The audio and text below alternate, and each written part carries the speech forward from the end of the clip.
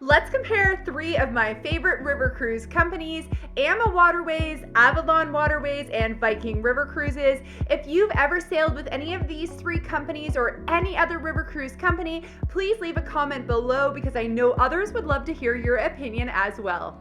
Let's start things off by talking about AmaWaterways. Each of their ships are uniquely designed, although they do follow the same aesthetic across the river cruise line, opting for more of those darker or more muted, luxurious colors and rich fabrics and textures. The ships with AmaWaterways offer a variety of room categories, ranging from a standard room to French balcony rooms to rooms that have both an inside and an outside balcony. They're also going to have a suite level room, but it really depends on which ship you're sailing on. With AmaWaterways, you're going to get a choice in included excursions. This is going to be typically 2 or maybe 3 excursions per port, and those excursions are going to be things like bike rides, hiking tours, classic walking tours, or more experiential things such as food tastings or wine tastings. Now, what sets AmaWaterways apart is the food on board. Unlike the other 2 cruise lines, AmaWaterways has 2 dining options on board. They have their restaurant that you can sit at every night, but then at the back of the ship, they also have a space called the chef's table where they'll have a special tasting menu, and you can go ahead and make a reservation at the chef's table included in your river cruise. Now let's talk about Avalon Waterways. The ships for Avalon Waterways kind of follow the same aesthetics as AmaWaterways, using some of those more darker, richer colors on board that has really a feeling of luxury. Unlike other river cruise lines, you will not find true outside balconies on Avalon Waterways, but instead they've opted to fill their ships with their panorama suite balconies that essentially give that outside space back to the inside of your room and allow you to have giant double doors that open into a 7-foot wide opening, really turning your entire room into an outside balcony. It is absolutely stunning.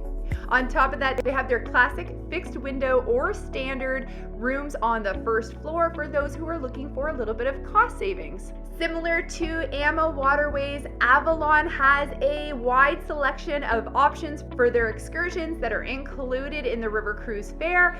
They class these into 3 categories: classic, which will be your classic walking tour; active, which will be things such as bike rides or hikes; and experiential, which are going to be activities such as food tasting, cooking classes, painting classes, and wine tours. Food on Avalon Waterways is not going to disappoint anyone. They have a buffet for breakfast as well as an a la carte menu. For lunch, they serve as a buffet or an a la carte menu as well. And for dinner, it is a seated table service where the menu changes daily based on the region that you're sailing in. The third option we're going to talk about is, of course, Viking River Cruises. This one is definitely a household name, and I will say that I do appreciate their aesthetic on board their ships the most. Each Viking longship is designed exactly the same, so when you're on board, if you sail one river to the next, you're going to have the same experience.